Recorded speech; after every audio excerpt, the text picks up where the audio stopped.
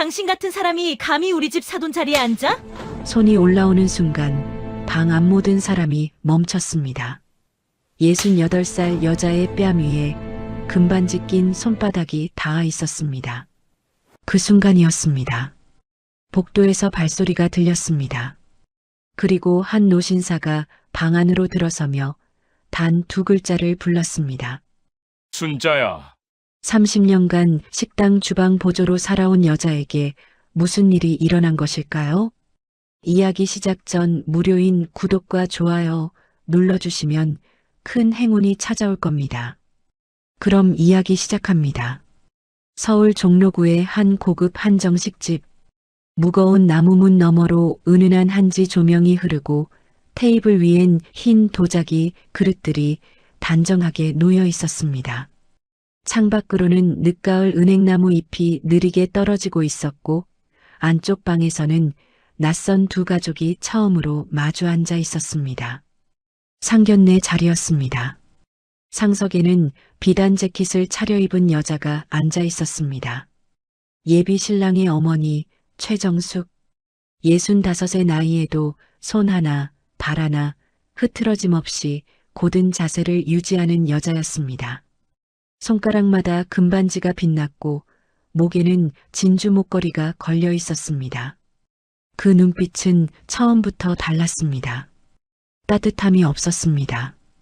값을 매기듯 훑어보는 눈이었습니다. 맞은편엔 박순자가 앉아 있었습니다. 68. 검은 머리칼에 흰 것이 섞인 지 오래였고 얼굴엔 세월의 주름이 깊게 패여 있었습니다. 백화점 할인 코너에서 고른 듯한 베이지색 자켓을 단정하게 차려입었지만 손끝은 숨길 수 없었습니다. 매일 새벽 4시부터 뜨거운 국물을 젓고 그릇을 닦아온 손. 굳은 살이 박이고 마디마디 갈라진 손이었습니다. 순자는 그 손을 무릎 위에 가지런히 올려두고 있었습니다. 자리가 시작된 지 얼마 지나지 않아 최정숙의 말이 시작됐습니다. 수연 씨 직장이 중소기업이라고요? 딸을 칭찬하려던 순자의 입이 멈췄습니다. 어머니는 지금 어떤 일을 하세요? 저는 식당 일을 조금 돕고 있어요. 잠깐의 침묵이 흘렀습니다. 최정숙의 입꼬리가 아주 미세하게 움직였습니다. 비웃음이었습니다. 식당 일.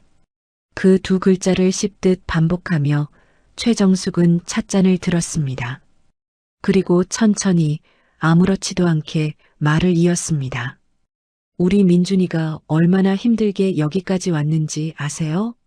그런 아이 배필 어머니가 식당 보조라니. 이런 자리가 어울리긴 한 건지 모르겠네요. 딸 수연이 입술을 깨물었습니다. 예비 신랑 최민주는 고개를 숙였습니다. 순자는 아무 말도 하지 않았습니다. 다만 2 손을 무릎 위에 더 꼭 쥐었습니다. 그것이 신호였는지 모릅니다. 최정숙이 자리에서 일어섰습니다. 그리고 테이블을 돌아 순자의 앞에 섰습니다. 방 안의 공기가 달라졌습니다. 수연이 어머니인하고 자리에서 일어나려는 순간이었습니다. 찰칵. 소리는 작았지만 방 안 전체가 얼어붙었습니다. 최정숙의 손이 박순자의 뺨 위에 있었습니다. 수연이 비명처럼 어머니의 이름을 불렀습니다. 최민준이 벌떡 일어섰습니다. 최병철은 눈을 감았습니다. 박순자는 고개가 옆으로 돌아간 채로 잠시 그대로 있었습니다. 울지 않았습니다. 천천히, 아주 천천히 고개를 다시 정면으로 돌렸습니다. 뺨이 붉어졌지만 눈빛은 흔들리지 않았습니다. 흔들리기엔 너무 많은 것을 견뎌온 눈이었습니다. 그 순간이었습니다. 복도 쪽에서 발소리가 들렸습니다. 한 사람이 아니었습니다. 여럿이었습니다. 묵직하고 빠른 발소리였습니다. 미닫이 문이 소리도 없이 열렸습니다. 정장 차림의 남자들이 들어섰습니다. 그리고 그 중심에 흰 머리카락을 단정하게 넘긴 노신사가 서 있었습니다. 그의 눈이 방 안을 훑었습니다. 그러다 박순자의 붉은 뺨 위에 멈췄습니다. 노신사의 눈빛이 굳었습니다. 최정숙의 얼굴에서 핏기가 빠졌습니다. 최병철은 그 얼굴을 보는 순간 들고 있던 찻잔을 테이블 위에 내려놓았습니다. 손이 떨렸습니다. 시간을 조금 되돌려야 합니다. 상견례가 있던 날 아침 서울 은평구 골목 안쪽의 작은 식당에는 아직 해가 뜨지 않았습니다. 새벽 4시 골목은 조용했습니다. 가로등 불빛만이 젖은 아스팔트 위에 노랗게 번지고 있었고 찬 바람이 낡은 간판 아래를 훑고 지나갔습니다. 간판엔 순잔의 칼국수라고 적혀 있었지만 순잔은 주인이 아니었습니다. 주방 보조였습니다. 하루 6시간, 시급 10,000원. 그것으로 월세를 내고 공과금을 내고 딸 수연에게 가끔 용돈을 보냈습니다. 주방 불이 켜졌습니다. 박순자가 앞치마를 두르고 있었습니다. 쌀뜨물 냄새와 육수 냄새가 좁은 주방 안에 가득 찼습니다. 그녀는 커다란 육수 솥 앞에 서서 긴 나무 주걱으로 천천히 저었습니다. 수증기가 얼굴로 올라왔습니다. 뺨이 빨개졌습니다. 눈가에 땀이 맺혔습니다. 오늘따라 손이 자꾸 떨렸습니다. 상견례. 오늘이었습니다. 순자는 주걱을 멈추지 않으면서도 속으로 오늘 일을 되새겼습니다. 딸이 어젯밤 전화로 말했습니다. 어머니, 너무 걱정하지 마세요. 민준 씨 좋은 사람이에요. 괜찮을 거예요. 괜찮을 거예요. 순자는 그 말을 한 번 더 속으로 되뇌었습니다. 오전 6시가 넘어 식당 주인 아주머니가 들어왔습니다. 순자 씨, 오늘 상견례 있다고 했잖아요. 11시엔 먼저 가도 돼요. 괜찮아요. 다 해놓고 갈게요. 에이, 그냥 가요. 딸 결혼하는 날인데. 순자는 웃었습니다. 주름이 깊은 웃음이었습니다. 다 해놓고 가야 마음이 편해요. 그게 순자였습니다. 자기 일은 끝까지 마무리하고 나서야 자리를 뜨는 사람. 누가 보지 않아도 맡은 자리를 지키는 사람. 30년을 그렇게 살아왔습니다. 오전 10시 순자는 식당 화장실에서 옷을 갈아입었습니다. 어젯밤 딸이 사준 베이지색 자켓이었습니다. 수연이 백화점 쇼핑백을 들고 단칸방에 들어서며 말했습니다. 엄마, 이거 입어요. 엄마한테 잘 어울릴 것 같아서. 순자는 가격표를 슬쩍 보곤 눈을 돌렸습니다. 딸이 한 달 용돈을 아꼈다는 걸 알았습니다. 화장실 거울 앞에 섰습니다. 흰 머리칼, 주름진 이마, 갈라진 손등. 아무리 자켓이 새 것이어도 감출 수 없는 것들이 있었습니다. 순자는 거울을 오래 들여다보지 않았습니다. 오래 들여다보면 마음이 약해진다는 걸 알았습니다. 립스틱을 한번 바르고 거울에서 눈을 뗐습니다. 잘 부탁드립니다. 혼자 중얼거렸습니다. 누구에게 하는 말인지는 알 수 없었습니다. 딸에게 하는 말이었는지, 오늘 처음 만날 사돈에게 하는 말이었는지, 아니면 세상 어딘가에 있을 남편에게 하는 말이었는지. 순자는 작은 핸드백을 들고 골목을 나섰습니다. 찬 바람이 불어왔습니다. 자켓깃을 여몄습니다. 버스 정류장까지 걸어가는 동안 낙엽이 두어 장 발밑을 스쳤습니다. 순자는 멈추지 않고 걸었습니다. 언제나 그랬듯이 멈추지 않고 걸었습니다. 상견례 전날 밤이었습니다. 서울 은평구 응암동 골목 끝 반지하 단칸방. 창문 아래로 지나가는 사람들의 발목만 보이는 방이었습니다. 방 한쪽엔 낡은 싱글 침대가 있었고 반대편엔 작은 옷장과 오래된 텔레비전이 놓여 있었습니다. 텔레비전은 몇 해 전부터 켜지지 않았습니다. 고칠 돈이 아까웠습니다.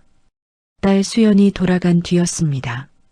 새 자켓을 옷걸이에 걸어두고 순자는 침대 끝에 앉아 한동안 가만히 있었습니다. 방 안은 조용했습니다. 아랫집에서 텔레비전 소리가 가늘게 올라왔고 골목 어딘가에서 고양이 우는 소리가 한 번 들렸다 사라졌습니다. 순자의 시선이 벽 쪽으로 향했습니다. 낡은 나무 액자 하나가 걸려 있었습니다. 흑백 사진이었습니다. 젊은 여자와 나이든 남자가 나란히 서 있는 사진. 여자는 26쯤 되어 보였습니다. 단발머리에 수줍은 웃음을 짓고 있었습니다. 남자는 60 가까운 나이였지만 눈빛이 강했습니다. 두 사람 뒤로 커다란 공장 건물이 보였습니다. 젊은 날의 순자였습니다. 그리고 그 옆은 아버지였습니다. 강인호.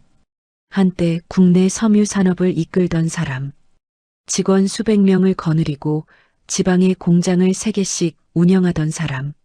하지만 순자의 기억 속 아버지는 그런 사람이 아니었습니다. 일요일 아침이면 순자의 머리를 빗겨주던 사람. 장터에서 호떡을 사주며 손을 꼭 잡아주던 사람. 죽는 날까지 딸 걱정을 놓지 못했던 사람. 순자는 자리에서 일어나 옷장 문을 열었습니다. 옷장 맨 아래 낡은 스웨터들 사이에 작은 상자가 하나 있었습니다. 오래된 제과점 상자였습니다. 뚜껑이 닳아 색이 바랬고 모서리가 테이프로 몇 번씩 덧붙여져 있었습니다. 순자는 그 상자를 꺼내 침대 위에 올려놓았습니다. 뚜껑을 열었습니다. 안에는 몇 가지가 들어 있었습니다.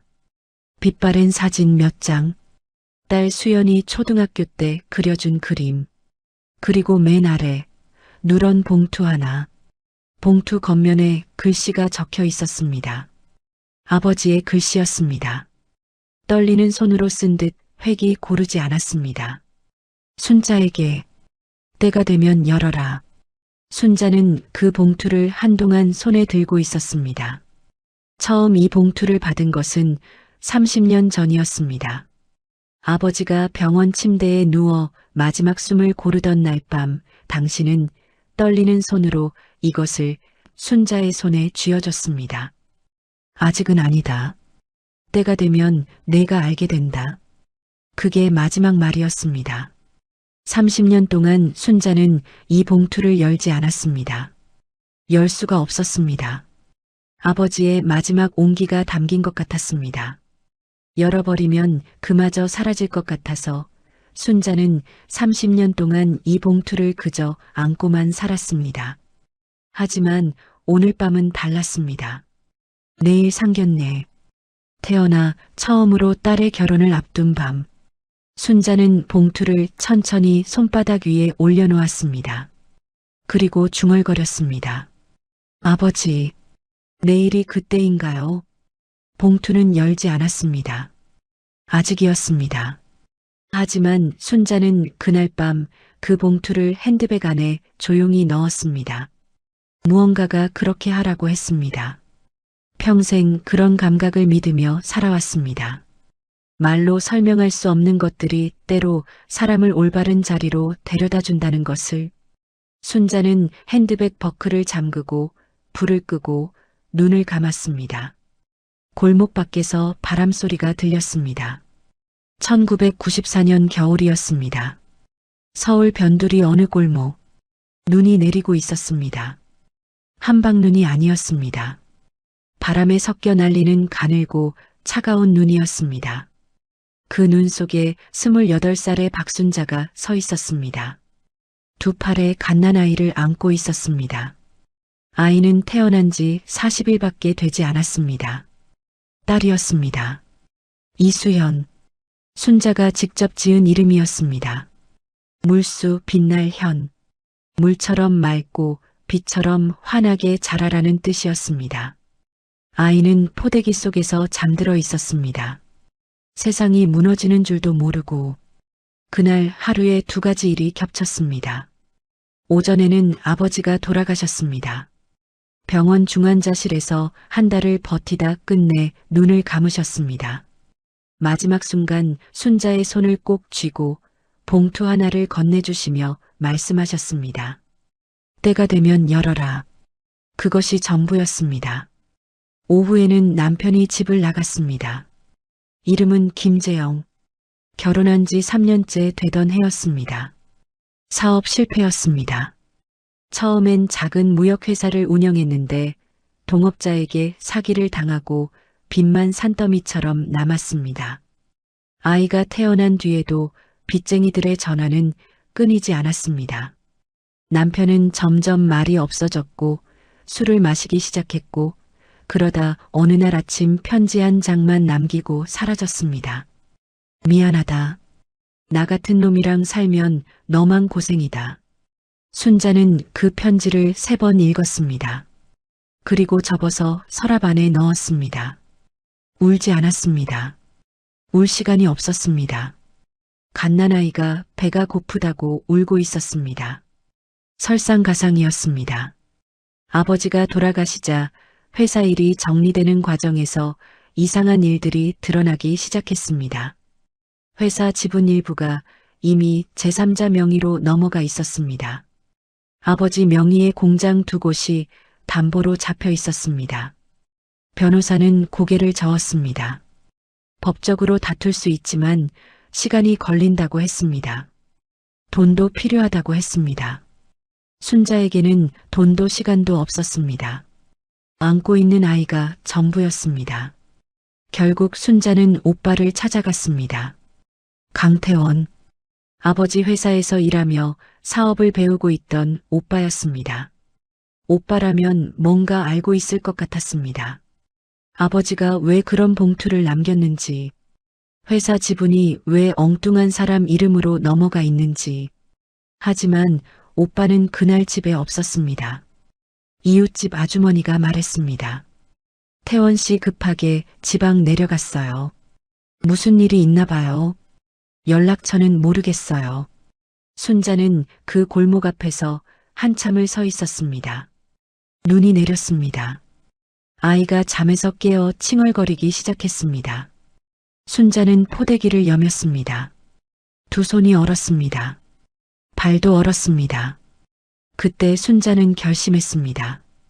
기다리지 않겠다고. 누군가가 도와주기를 바라며 서 있지 않겠다고.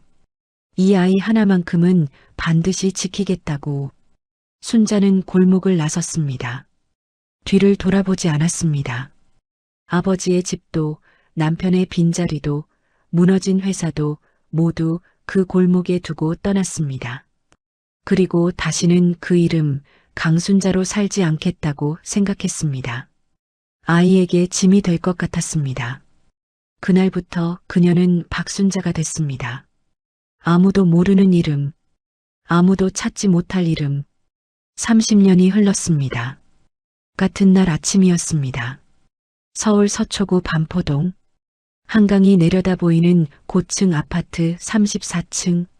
박순자가 새벽 4시부터 육수를 젓고 있던 그 시간, 최정숙은 아직 침대 위에 있었습니다. 비단 이불이었습니다. 300수 이집트 면 시트, 한 세트에 100만 원이 넘는 침구였습니다. 최정숙은 눈을 뜨자마자 머리맡 스탠드를 켜고 손거울을 들었습니다. 자고 일어난 얼굴을 확인하는 것이 매일 아침 첫 번째 일이었습니다. 주름이 어제보다 늘었는지, 기미가 더 짙어졌는지, 거실로 나오자 가사도우미 아주머니가 이미 아침상을 차려두고 있었습니다. 현미밥, 된장국, 제철 나물 3가지. 최정숙은 자리에 앉아 숟가락을 들다 말고 말했습니다. 된장국 좀 싱겁게 끓이라고 했잖아요. 죄송합니다, 사모님. 매번 말해도 소용이 없어. 아주머니는 고개를 숙였습니다. 최정숙은 된장국을 한술 떠먹고 내려놓았습니다. 오늘따라 입맛이 없었습니다. 상견례가 신경 쓰였습니다. 아들 민준이 데려온 여자, 이수연. 학벌은 나쁘지 않았습니다. 직장도 그럭저럭이었습니다. 하지만 최정숙이 마음에 걸리는 건 딱 하나였습니다. 집안이었습니다. 어머니가 식당 보조를 한다는 것, 아버지는 없다는 것, 그게 전부라는 것. 최정숙은 아침을 반도 먹지 않고 자리에서 일어났습니다. 거실 한쪽 벽면에는 가족 사진이 걸려 있었습니다. 남편 최병철과 아들 민준, 그리고 최정숙. 제주도 리조트에서 찍은 사진이었습니다. 세 사람 모두 환하게 웃고 있었습니다. 하지만 최정숙이 오래 바라보는 것은 따로 있었습니다. 사진 옆 서랍장 위에 놓인 작은 도자기 함이었습니다. 아무것도 아닌 것처럼 놓여 있었지만 최정숙은 가끔 그 앞에서 멈췄습니다. 오늘도 그랬습니다. 함 안에는 서류 몇 장이 들어 있었습니다. 30년 된 서류였습니다. 누렇게 바랜 계약서와 영수증, 도장이 여러 개 찍혀 있었습니다. 금액이 적혀 있었습니다. 당시로선 어마어마한 숫자였습니다. 그리고 맨 위에 이름 하나가 적혀 있었습니다. 강인호. 최정숙은 그 이름을 손끝으로 한번 짚었습니다. 그리고 함 뚜껑을 닫았습니다. 남편 최병철이 거실로 나왔습니다. 오늘 몇 시야? 12시. 일찍 출발해야 해. 알아. 최병철은 말없이 소파에 앉았습니다. 텔레비전을 켜는 척했지만 화면을 보지 않았습니다. 그도 무언가를 생각하고 있었습니다. 오래된 무언가를. 두 사람은 같은 공간에서 서로 다른 과거를 떠올리고 있었습니다. 최정숙이 안방으로 들어가며 말했습니다. 오늘 그냥 내가 하는 대로 둬. 괜히 끼어들지 말고. 최병철은 대답하지 않았습니다. 그것이 최병철의 방식이었습니다. 30년 동안 아내가 하는 일에 끼어들지 않는 것, 못 본 척하는 것, 모르는 척하는 것. 그렇게 하면 아무 일도 없는 것처럼 지낼 수 있었습니다. 그는 창밖을 바라봤습니다. 한강이 보였습니다. 햇빛이 강물 위에서 부서졌습니다. 아름다운 풍경이었습니다. 하지만 최병철의 눈엔 그 풍경이 들어오지 않았습니다. 30년 전 골목이 보였습니다. 눈 내리던 겨울밤이 보였습니다. 그리고 갓난아이를 안고 골목을 나서던 젊은 여자의 뒷모습이 보였습니다. 그는 눈을 감았습니다. 상견례 전날 저녁 7시였습니다. 박순자의 반지하 단칸방에 불이 켜져 있었습니다. 좁은 방 안에 두 사람이 나란히 앉아 있었습니다. 순자와 딸 수연이었습니다. 수연이 퇴근길에 치킨 한 마리를 사들고 들어온 참이었습니다. 기름 냄새가 방 안가득 퍼졌습니다. 엄마 많이 먹어요. 오늘 제대로 못 드셨잖아요. 나는 괜찮아. 너나 먹어. 또 그런다. 수연이 닭다리 하나를 순자 앞에 놓았습니다. 순자는 잠시 바라보다 천천히 집어들었습니다.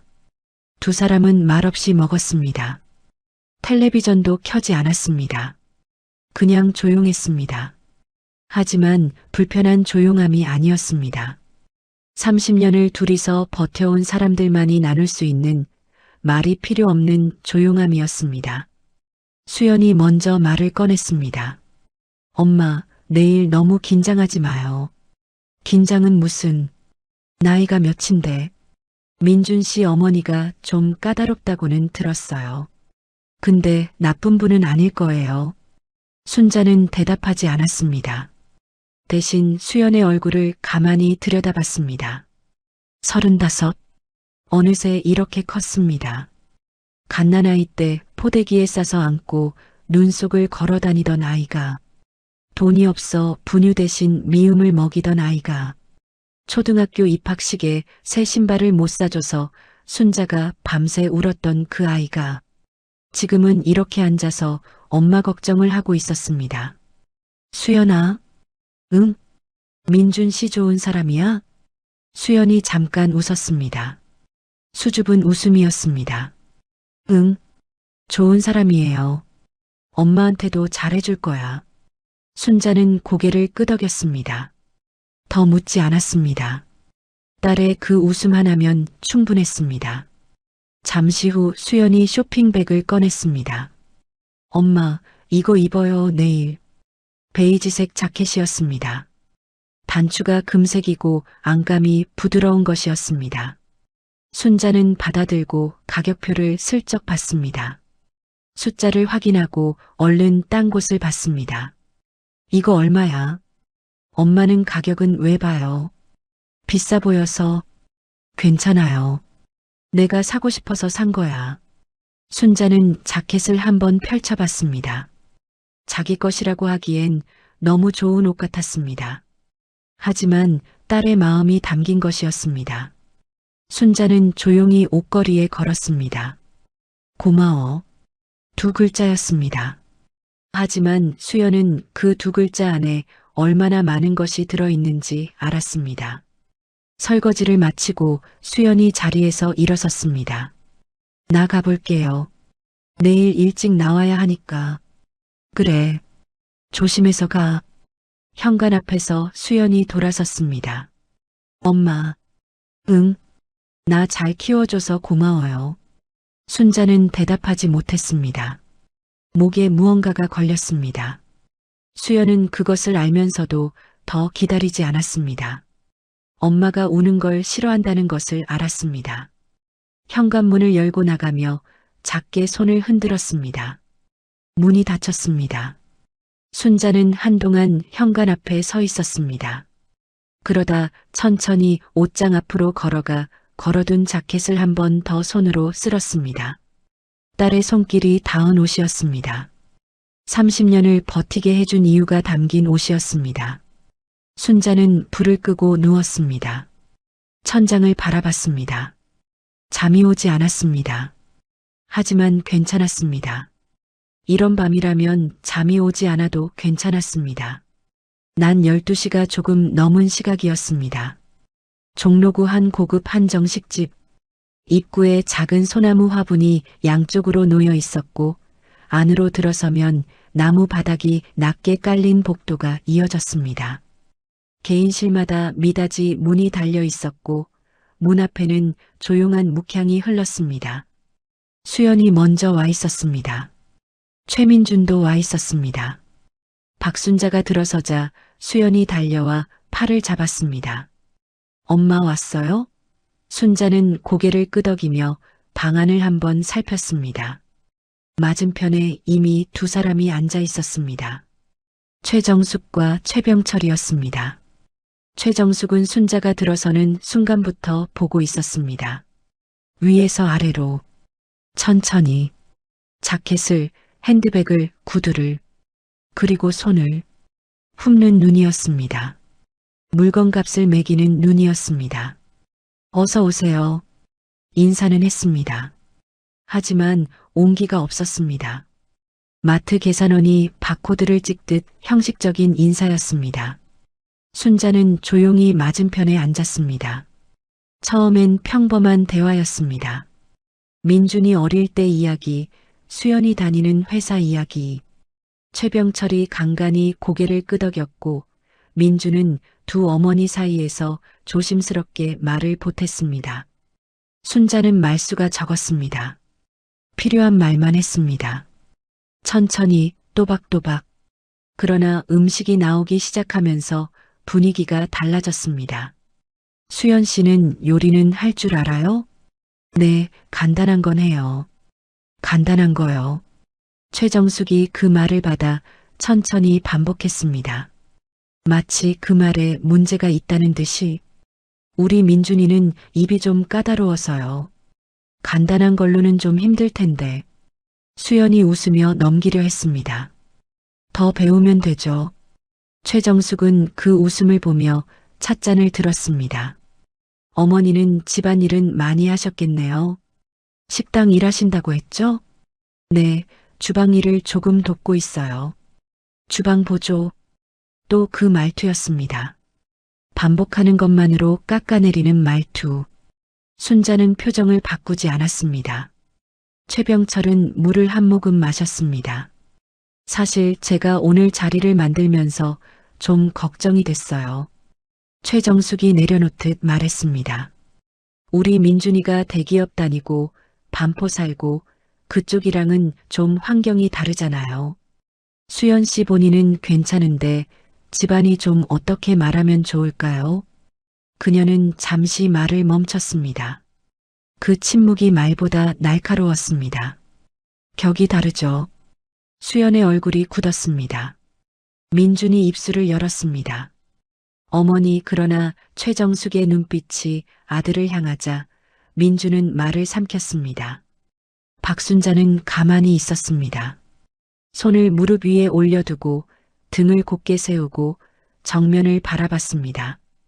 뺨이 달아오르는 것이 느껴졌습니다.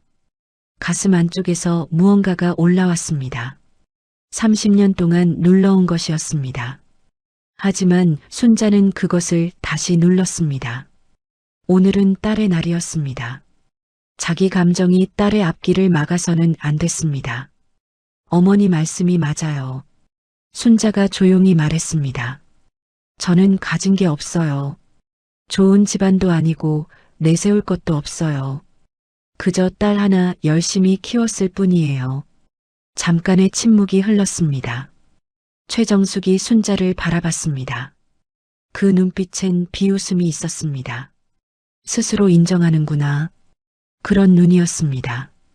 그녀는 냅킨을 집어들며 말했습니다. 그렇다면 이 자리가 맞는 건지 한 번 더 생각해 봐야 하지 않을까요? 바로 그때였습니다. 최정숙이 자리에서 일어섰습니다. 최정숙이 일어선 순간 방 안의 공기가 달라졌습니다. 무언가 잘못되고 있다는 것을 모두가 느꼈습니다. 수연이 자리에서 반쯤 일어섰습니다. 최민준이 어머니를 바라봤습니다. 최병철은 찻잔을 내려놓으며 눈을 감았습니다. 마치 알고 있었다는 듯이 이미 오래전에 체념한 사람처럼 최정숙은 테이블을 천천히 돌았습니다.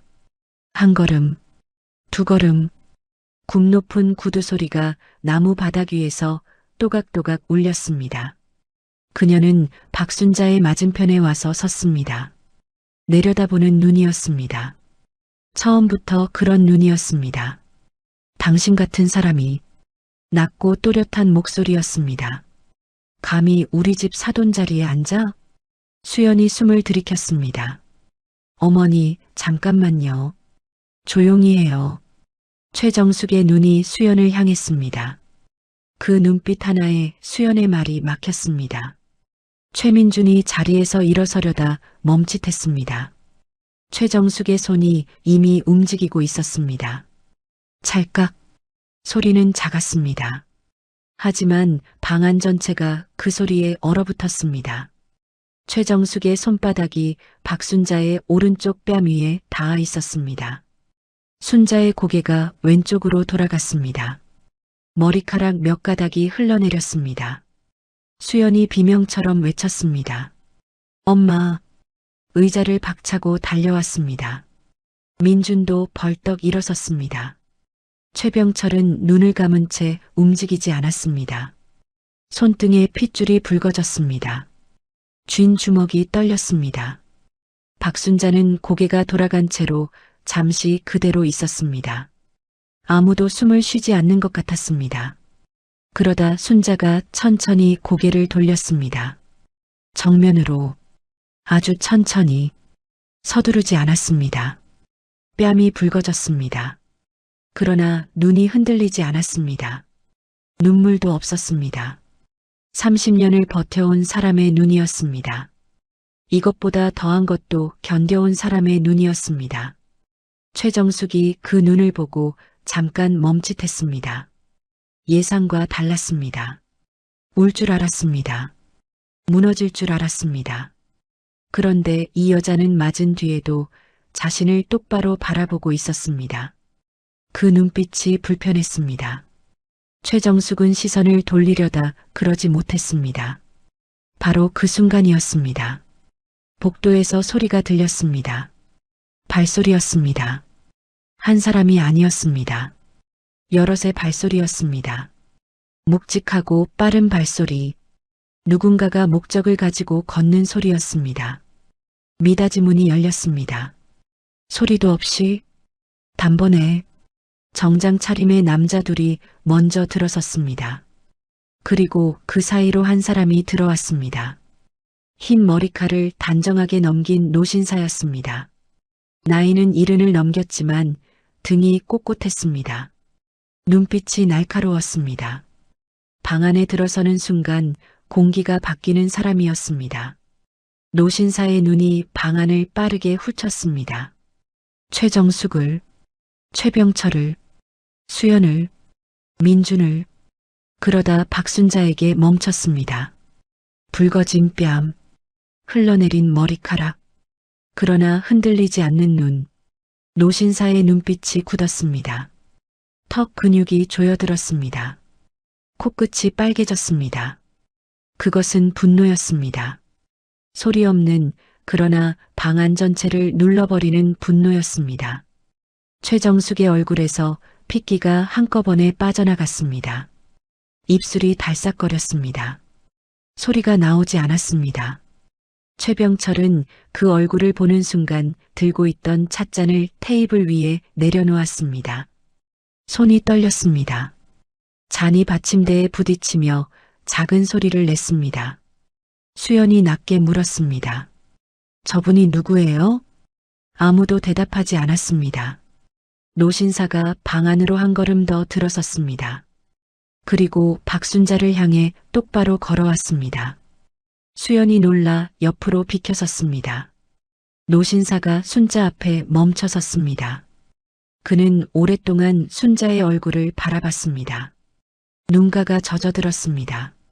70 넘은 노인의 눈에서 그것은 어울리지 않아 보였지만 누구도 이상하다고 생각하지 않았습니다.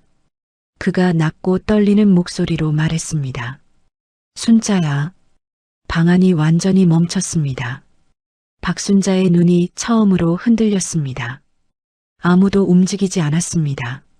노신사가 부른 이름 하나가 방 안 공기를 완전히 바꿔버렸습니다. 순자야. 그 두 글자가 조용히 그러나 묵직하게 방 안에 떨어졌습니다. 박순자의 입술이 달싹거렸습니다. 오빠, 30년이었습니다. 강태원은 고개를 끄덕였습니다. 눈가의 것이 흘러내렸습니다. 70 넘은 노인이 흘리는 눈물이었습니다. 그는 닦지 않았습니다. 닦을 생각을 하지 못했습니다. 찾았다. 드디어 찾았어. 목소리가 떨렸습니다. 수연이 두 사람을 번갈아 봤습니다. 민준도 굳은 얼굴로 서 있었습니다. 최정숙은 뒷걸음질을 쳤습니다. 테이블 모서리에 등이 닿았습니다. 더 물러설 곳이 없었습니다. 강태원이 천천히 수연을 바라봤습니다. 내가 수연이구나. 이수연. 수연이 고개를 끄덕였습니다. 영문을 모르는 눈이었습니다. 나는 강태원이야.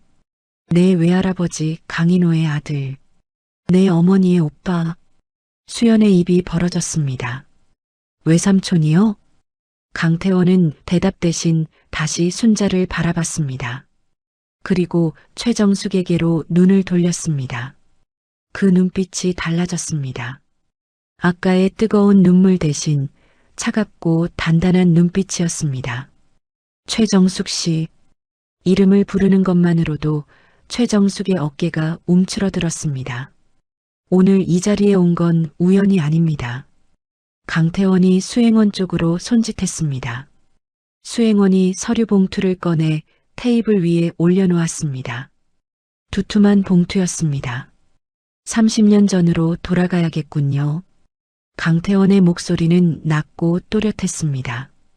1994년 우리 아버지 강인호 회장이 돌아가시기 직전 최병철 씨 당신 회사에 거액의 투자가 이루어졌습니다. 당시 최병철 씨 사업은 자금난으로 석 달 안에 문을 닫을 상황이었어요. 기억하시죠? 최병철이 고개를 떨궜습니다. 부정하지 않았습니다. 그 투자금의 출처가 어딘지 아십니까? 침묵이었습니다.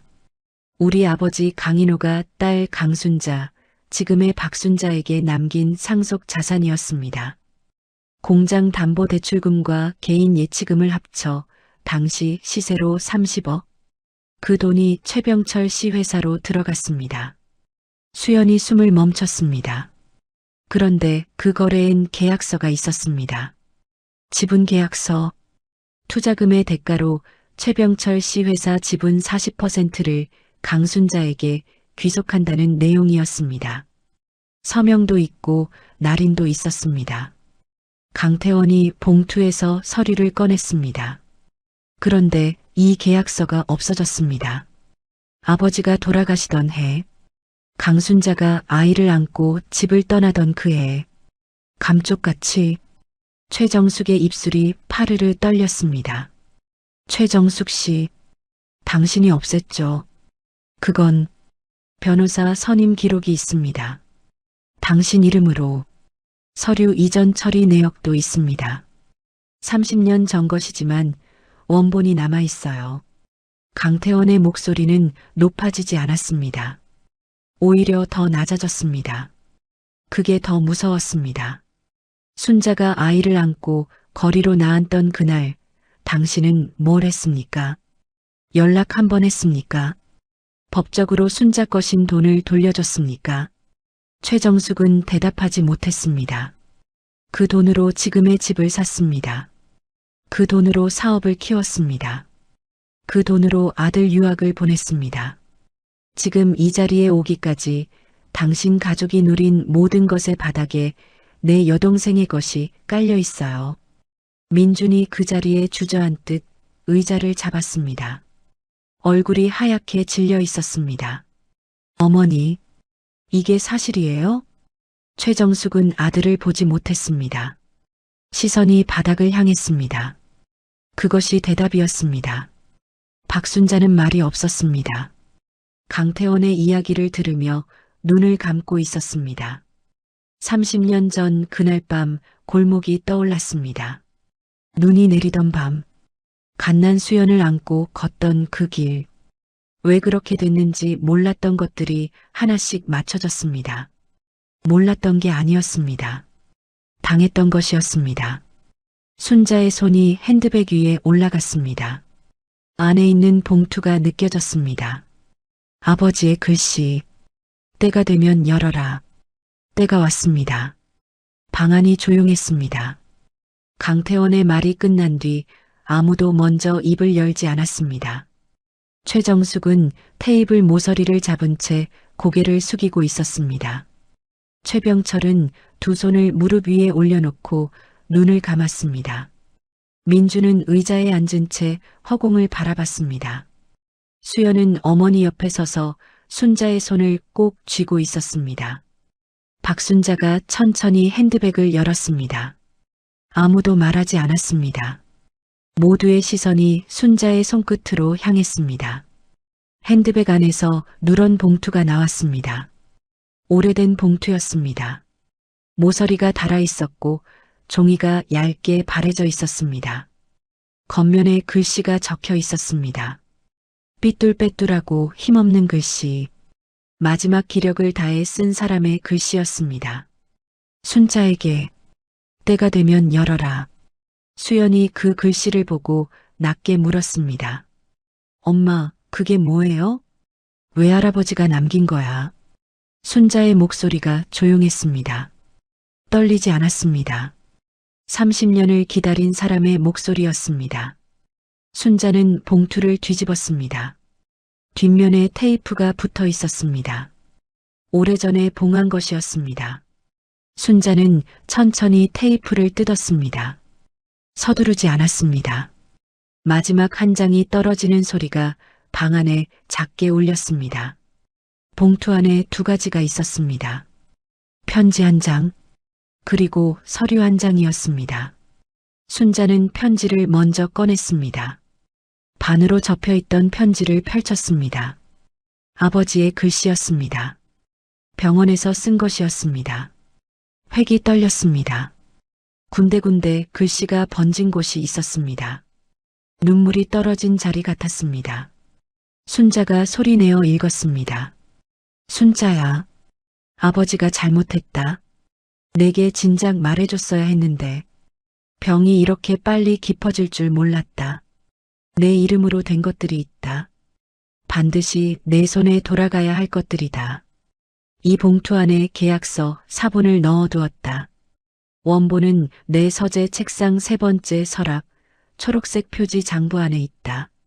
내가 살아있는 한 포기하지 마라. 아버지가 너를 사랑한다. 방 안이 완전히 고요해졌습니다. 수연의 눈에서 눈물이 흘러내렸습니다. 소리 없이 흘렀습니다. 순자는 편지를 가슴에 잠깐 댔다가 내려놓았습니다. 그리고 서류를 꺼냈습니다. 계약서 사본이었습니다. 30년 된 종이였지만 글씨는 또렷했습니다. 도장도 선명했습니다. 금액, 날짜, 서명, 지분 내용, 모든 것이 담겨 있었습니다. 강태원이 그것을 받아들었습니다. 자신이 가져온 서류와 대조했습니다.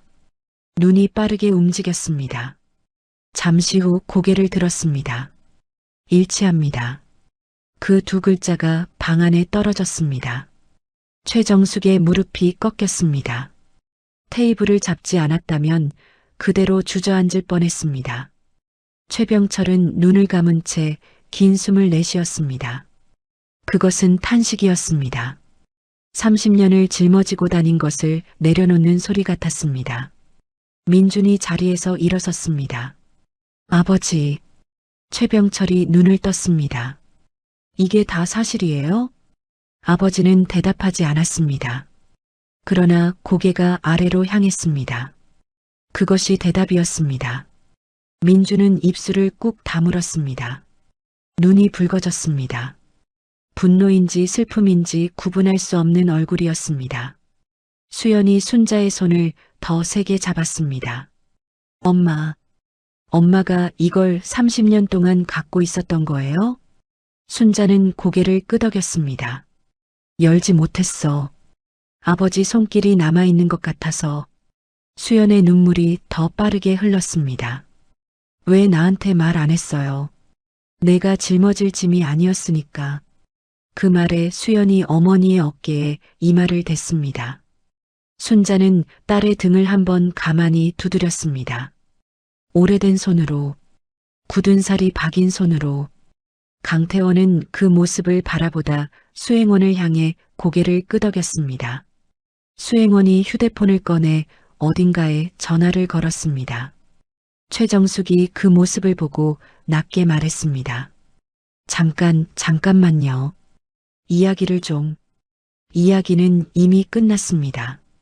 강태원의 목소리는 여전히 낮았습니다. 30년 전에 했어야 할 이야기였으니까요. 수행원의 전화가 끝났습니다. 방 안은 여전히 조용했습니다. 하지만 그 조용함의 결이 달랐습니다. 아까까지의 조용함은 눌린 것이었습니다. 지금의 조용함은 모든 것이 제자리를 찾아가는 소리였습니다. 강태원이 테이블 위의 서류들을 정리했습니다. 최병철 씨. 최병철이 천천히 고개를 들었습니다. 당신은 알고 있었죠. 처음부터. 최병철의 입이 열렸다 닫혔습니다. 부정하려다 멈췄습니다.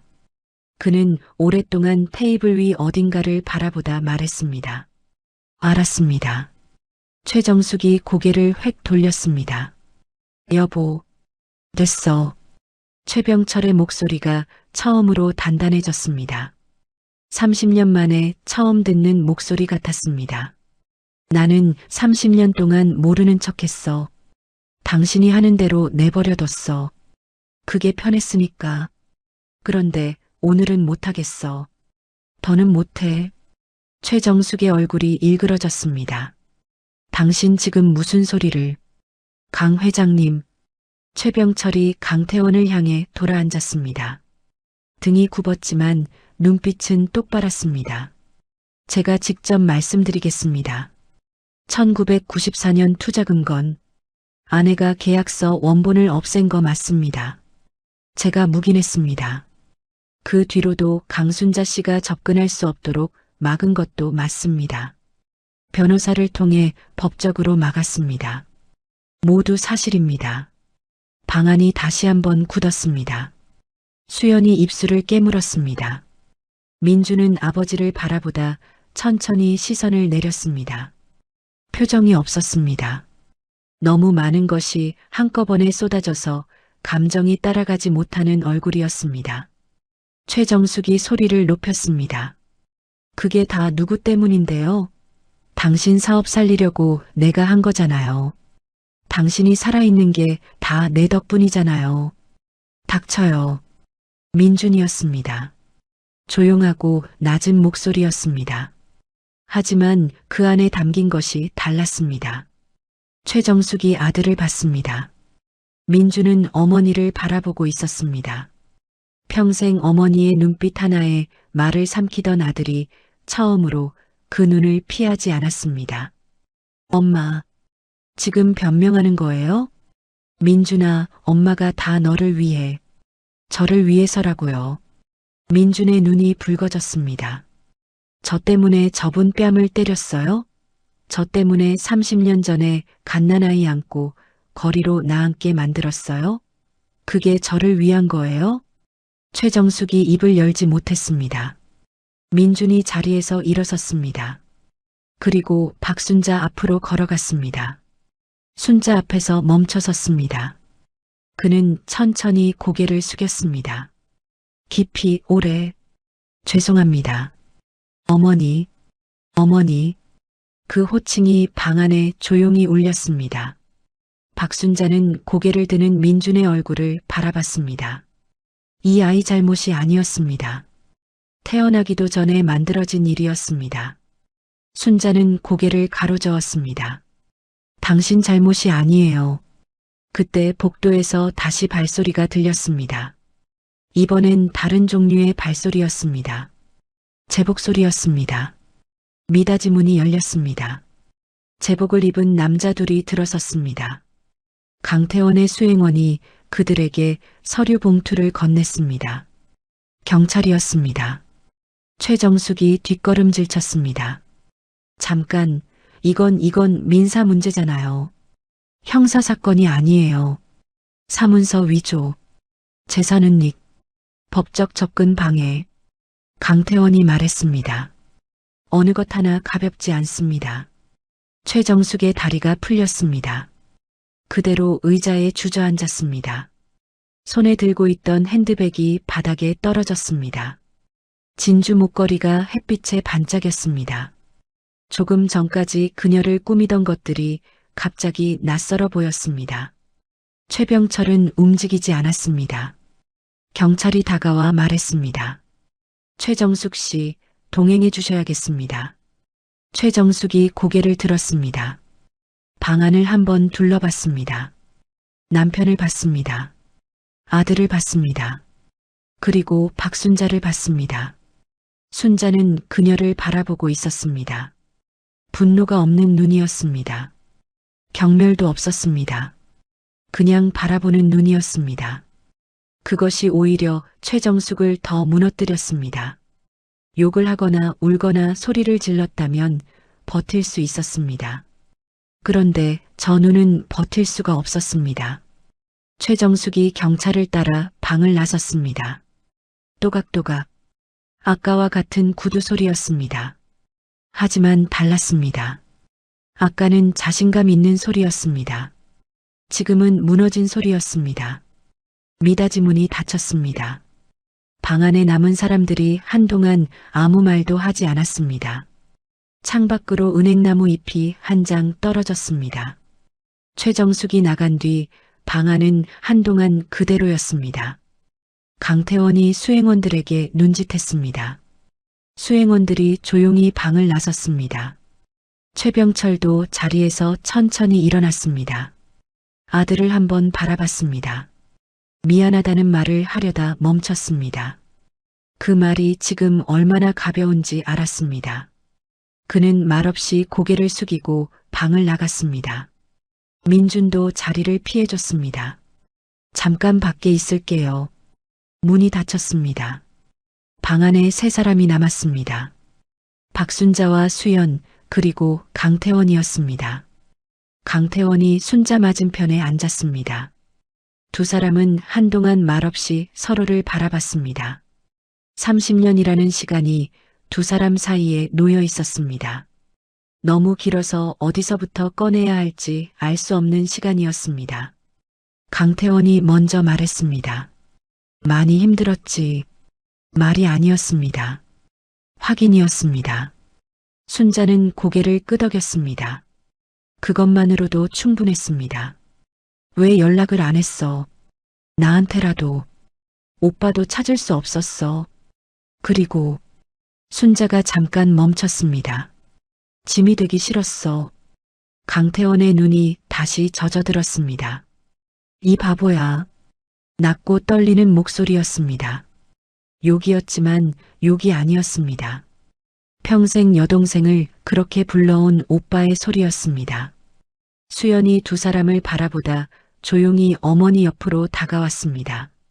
엄마. 순자가 딸을 봤습니다. 나한테 해줄 말 없어요? 순자는 잠시 수연의 얼굴을 들여다봤습니다. 35해 동안 키워온 얼굴이었습니다. 밥을 굶기면서도 학원은 보냈던 아이. 새벽에 몰래 울면서도 아침이면 웃고 밥상을 차렸던 아이 앞에서 지금은 그 아이가 어른이 돼서 어머니를 바라보고 있었습니다. 뭘 듣고 싶어? 다요. 다 말해줘요. 외할아버지 이야기, 오빠 이야기, 30년 전에 무슨 일이 있었는지, 왜 이름을 바꿨는지, 왜 나한테 한 번도 말 안 해줬는지. 순자는 천천히 숨을 들이켰습니다. 길어. 괜찮아요. 나 어디 안 가요. 순자는 손을 들어 딸의 얼굴을 한번 가만히 쓸었습니다. 굳은 살 박인 손이었습니다.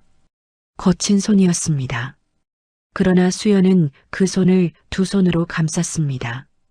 그러자 순자가 입을 열었습니다. 처음으로 말했습니다.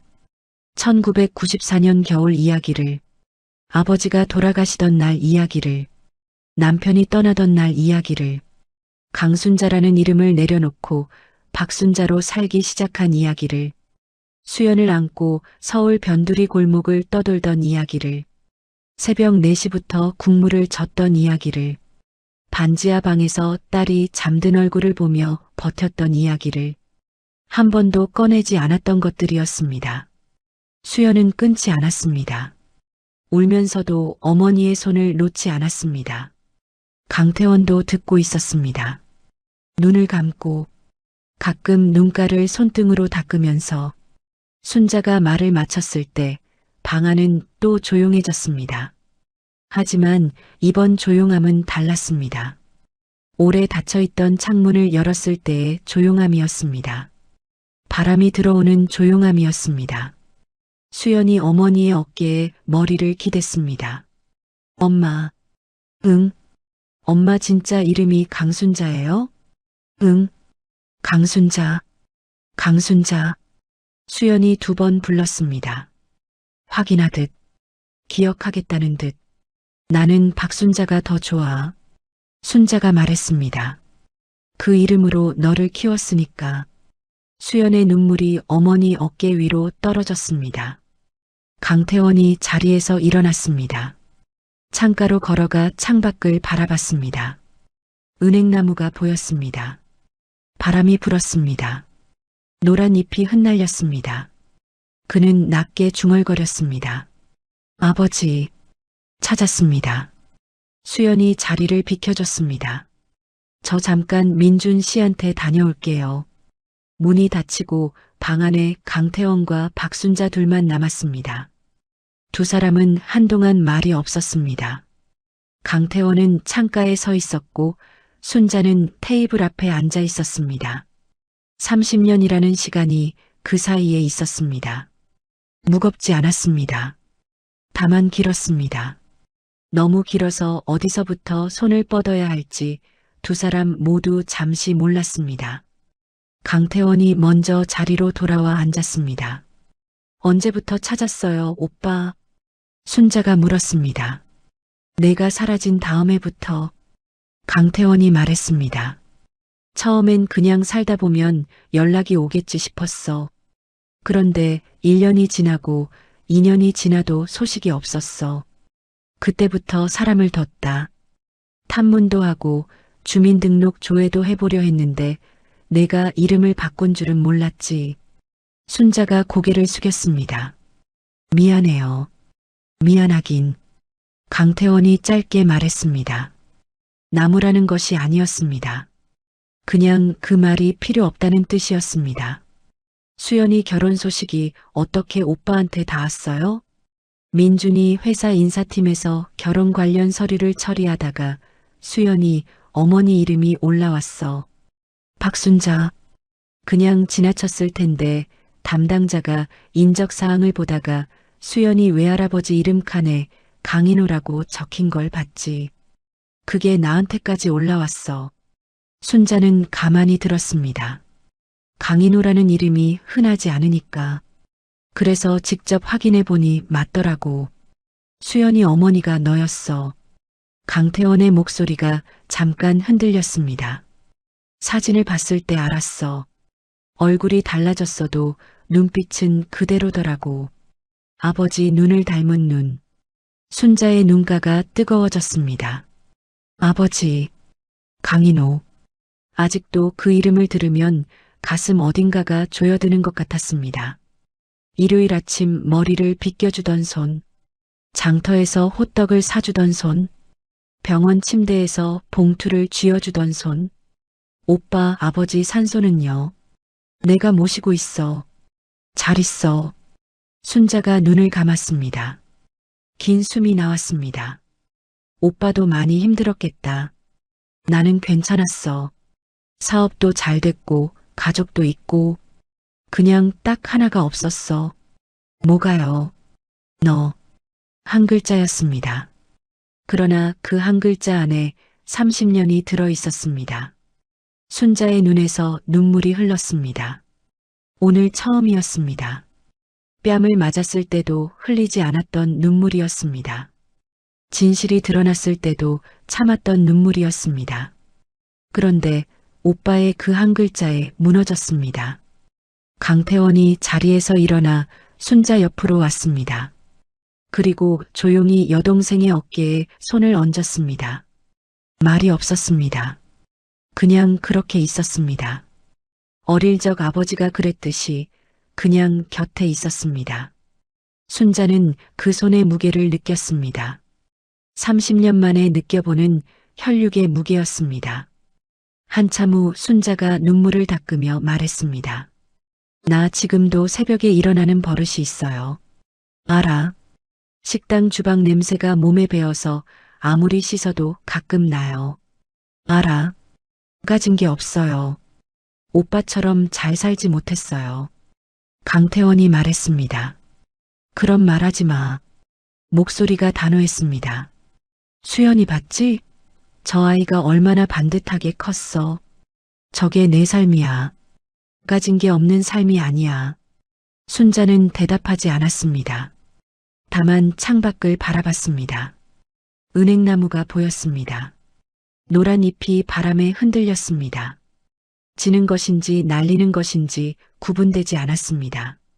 순자는 그 잎을 오래 바라봤습니다. 30년을 홀로 버텨온 사람이 처음으로 기댈 곳을 찾은 오후였습니다. 강태원이 조용히 말했습니다.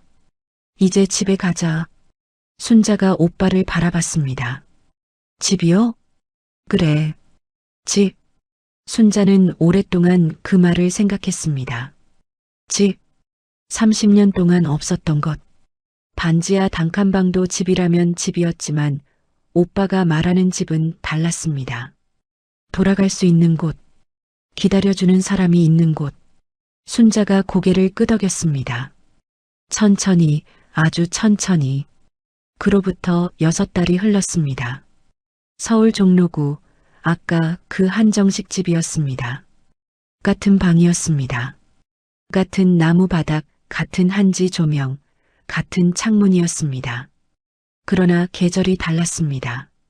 창밖으로 보이던 은행나무에 이제 연초록 잎이 돋아나 있었습니다.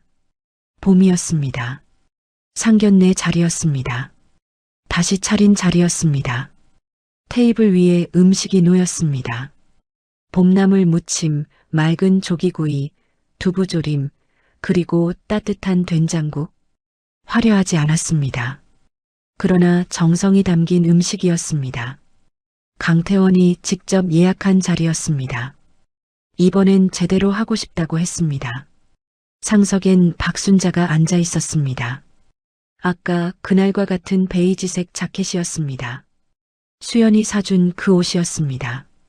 그러나 오늘은 달랐습니다. 어깨가 펴져 있었습니다. 손을 무릎 위에 숨기지 않았습니다. 굳은 살 박인 손을 테이블 위에 가지런히 올려두고 있었습니다. 옆엔 강태원이 앉아 있었습니다. 처남 자리였습니다. 맞은편엔 최민준이 앉아 있었습니다. 그 옆엔 수연이었습니다. 두 사람은 나란히 앉아 있었습니다. 수연의 손이 민준의 손 위에 살짝 얹혀 있었습니다. 최병철은 오지 않았습니다. 사건 이후 그는 스스로 모든 것을 내려놓았습니다. 변호사를 통해 재산 정리 절차를 밟고 있었습니다. 민준에게 편지 한 장을 남겼습니다. 아들에게 남길 수 있는 건 사과밖에 없다고. 민준은 그 편지를 읽고 오래 울었다고 수연이 말해줬습니다. 최정숙은 지금 법적 절차를 밟고 있었습니다. 그 이름은 오늘 이 자리에서 꺼내지 않았습니다. 꺼낼 필요가 없었습니다. 강태원이 잔을 들었습니다. 자, 오늘은 제대로 합시다. 수연이 웃었습니다. 민준도 웃었습니다.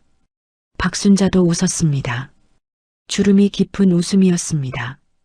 그러나 오늘은 그 주름이 달라 보였습니다. 세월의 무게가 아니라 세월의 훈장처럼 보였습니다. 음식을 나눠 먹기 시작했습니다.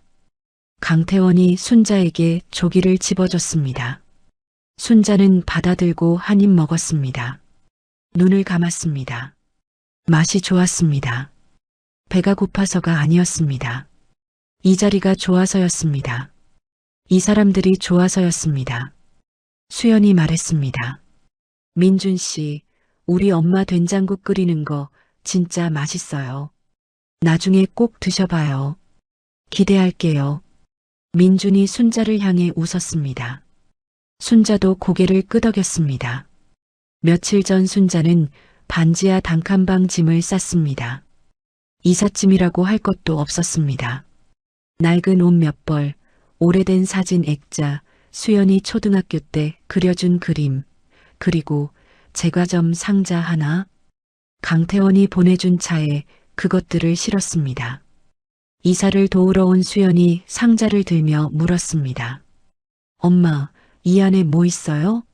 순자는 웃으며 대답했습니다. 소중한 것들. 아버지의 편지는 이제 제과점 상자 안이 아니었습니다. 순자의 새방 책상 위 작은 유리 액자 안에 들어가 있었습니다. 아버지의 글씨가 보이도록 때가 되면 열어라. 그 문장이 이제 더 이상 기다림의 말이 아니었습니다. 살아냈다는 말이 됐습니다. 식사가 무르익을 무렵 강태원이 순자에게 말했습니다. 순자야. 응. 앞으로 계획이 있어? 순자가 잠깐 생각했습니다. 글쎄요. 식당 일은? 그만뒀어요. 잘했어.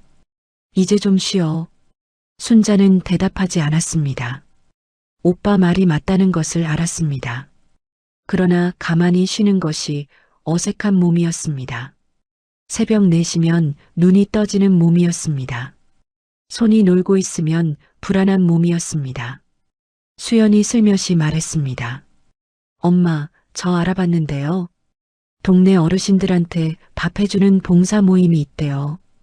일주일에 2번. 순자가 수연을 바라봤습니다. 그거 어때요? 순자는 잠시 생각하다 고개를 끄덕였습니다. 좋겠다. 수연이 웃었습니다. 강태원도 웃었습니다. 민준도 웃었습니다. 창밖으로 봄바람이 불었습니다.